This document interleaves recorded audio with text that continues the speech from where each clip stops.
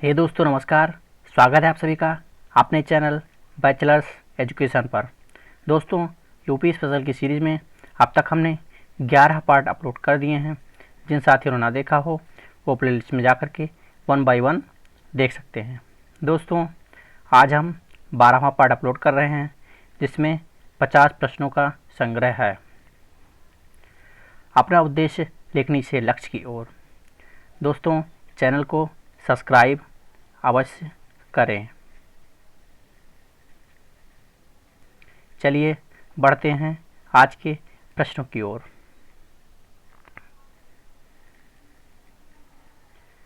सबसे पहला प्रश्न है दोस्तों, हरियाली एक नई योजना है, यानी इस योजना का उद्देश्य क्या है। इसके 4 विकल्प दिए हुए हैं, लेकिन इसमें जो सही आंसर है वो सी ऑप्शन है, बंजर भूमि के विकास के लिए। दोस्तों हरियाली योजना जो चलाई गई है वो बंजर भूमि के विकास के लिए, यानी उसको हरा भरा बनाने के लिए चलाई गई है। टिहरी पनबिजली कॉम्प्लेक्स किस नदी पर अवस्थित है। इसके भी 4 विकल्प हैं। इसका सही ऑप्शन बी ऑप्शन होगा, भागीरथी नदी पर। सारण सिंचाई नहर निकलती है, आपको बताना है कि ये किस नदी से निकलती है। सोन नदी, गंगा नदी, कोसी नदी, गंडक नदी। तो दोस्तों निकलती है गंडक नदी से। रिहंद घाटी परियोजना किस जिले में है। इसके भी 4 विकल्प हैं, सोनभद्र, ललितपुर, मिर्ज़ापुर, भदोही। तो दोस्तों ये सोनभद्र जिले में है रिहंद घाटी परियोजना। और सोनभद्र एक ऐसा ज़िला है जो 4 राज्य की सीमाओं के साथ संपर्क बनाता है। कौन सी नहर प्रणाली उत्तर प्रदेश व बिहार की संयुक्त प्रणाली है। तो ये है गंडक नहर। गंडक नहर उत्तर प्रदेश और बिहार की संयुक्त प्रणाली है। इस नहर से दोनों राज्यों में सिंचाई होती है। निम्न में से कौन सी नहर उत्तर प्रदेश व मध्य प्रदेश की संयुक्त परियोजना है।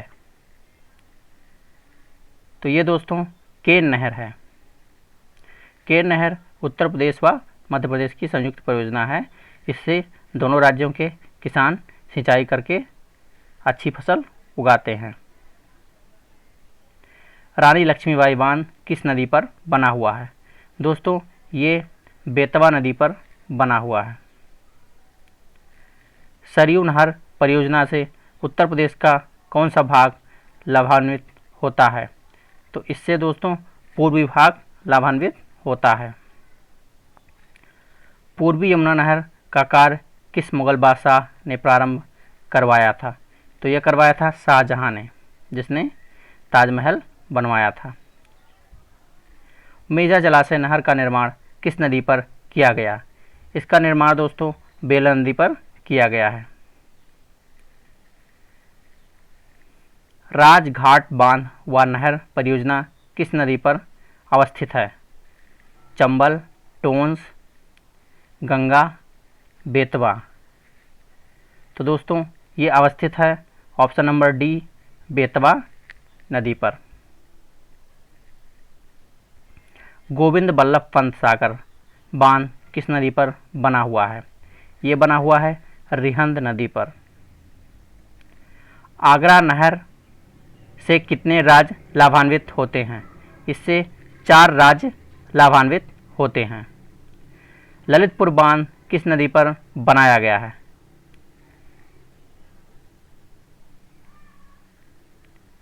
ये दोस्तों शहजाद नदी पर बनाया गया है। ललितपुर बांध किस नदी पर बनाया गया है। ये क्वेश्चन फिर से रिपीट हो गया है। ये शहजाद नदी पर बनाया गया है। राज्य सरकार द्वारा सरयू नहर परियोजना कब से निर्माणाधीन है। ये 1977 व 78 से लेकर के अब तक निर्माणाधीन ही है। इसका संपूर्ण कार्य अभी तक नहीं हो पाया है।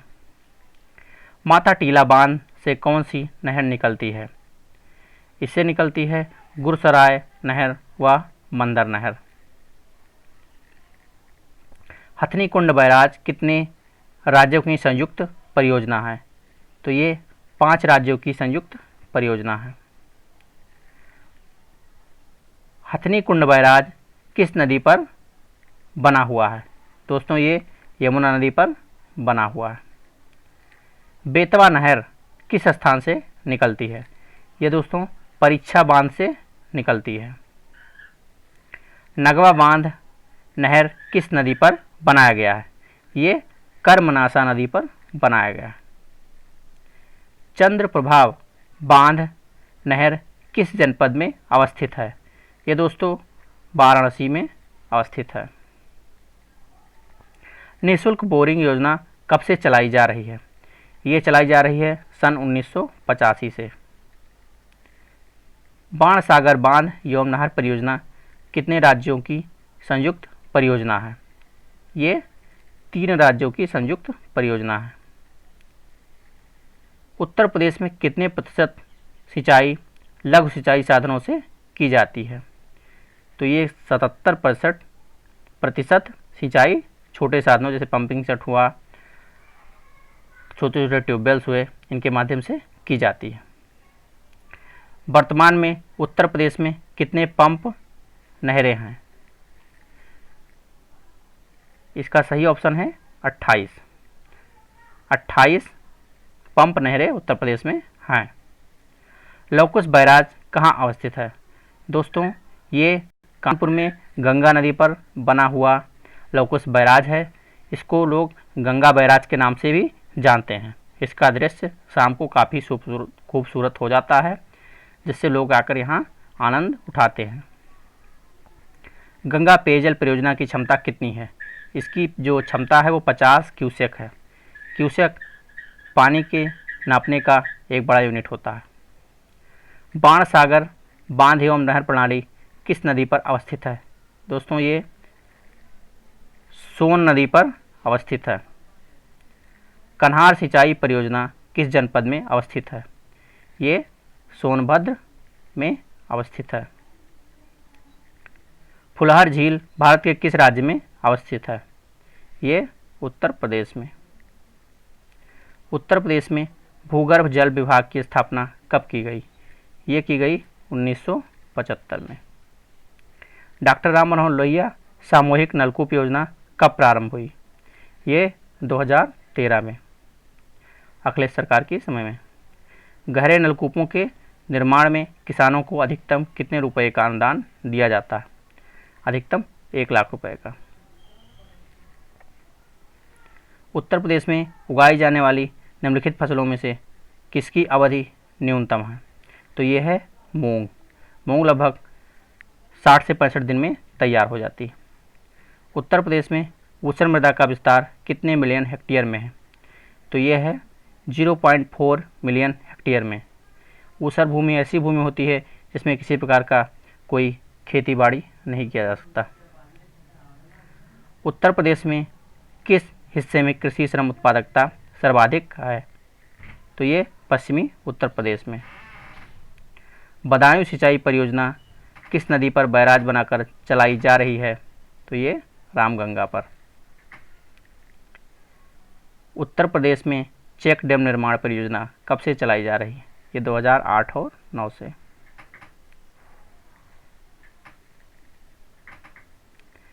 अर्जुन बांध नहर से लाभान्वित जिला है? ये है हमीरपुर। सामान्य फसलें उगाने के लिए उर्वर भूमि का पीएच मान कितना होना चाहिए? ये 6 से 7। पीएच मान 0 से लेकर के 14 तक होता है, जिसमें 7 एकदम न्यूट्रल होता है और 6 से 7 सामान्य भूमि की पीएच होनी चाहिए, जो लगभग न्यूट्रल के आसपास है, यानी हल्का सा अम्लीय। उत्तर प्रदेश के किस भाग में मरुस्थलीय मृदा पाई जाती है? यह है पश्चिमी भाग।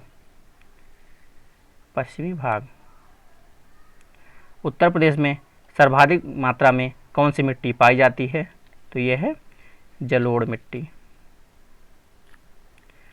भारत में उत्तर प्रदेश जिस पैदावार का सबसे बड़ा उत्पादक है वह है खाद्यान्न।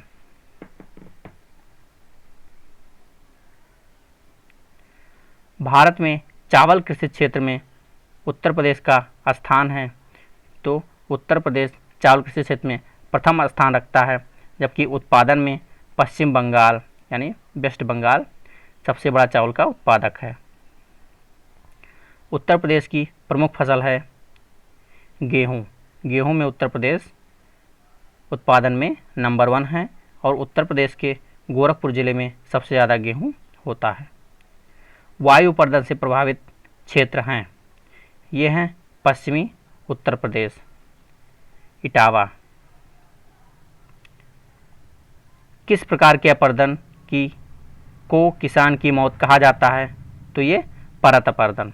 ये एक ऐसा अपरदन होता है जिसमें धूल के कण उड़ के फसलों के ऊपर परत दर परत जमते जाते हैं। उत्तर प्रदेश में किस प्रकार का अपरदन अधिक होता है? तो ये जलीय अपरदन होता है। उत्तर प्रदेश में बाढ़ काफ़ी आती है, इसलिए यह अपरदन यहाँ पर बहुत ज़्यादा होता है। किस मृदा में जल धारण करने की क्षमता सर्वाधिक होती है? तो यह है नवीन जलोढ़ मिट्टी। ये सबसे ज़्यादा पानी धारण करती है। इसी के साथ दोस्तों 50 प्रश्नों की ये सीरीज़ यहीं पर ख़त्म होती है। आगे बेहतर अपडेट पाने के लिए हमारे चैनल बैचलर्स एजुकेशन को लाइक करें, शेयर करें, सब्सक्राइब करें। धन्यवाद, नमस्कार, जय हिंद।